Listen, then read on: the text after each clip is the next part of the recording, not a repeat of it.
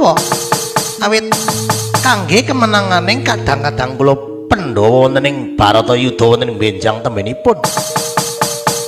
Yayi Janaka nuwun dawuh pangandika Koko Prabu. Ora usah kaken gagang, kedawan gagang akan satur. Dina iki budal mangkat tuju ana ing kraton Mandura. Koko Prabu Baladewa sirnake Yayi. Nuwun inggih Koko Prabu. Saged dereng kinantenan selak mboten wantun kepareng kula nyuwun pamit badhe ngampiri Kakang Semar Nala Garing Petruk Bawarumi.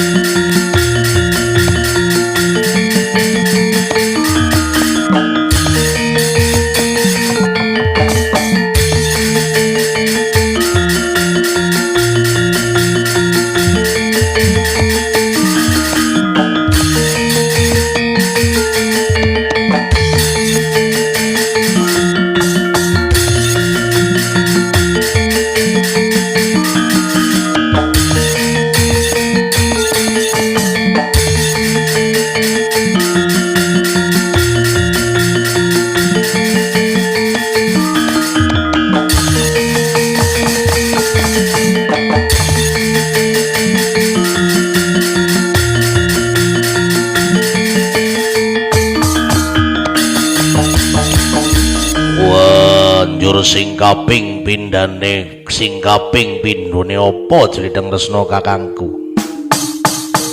Ingkang kaping kalih menika menapa Koko Prabu? Lah menika ingkang kaping kalih Yayi.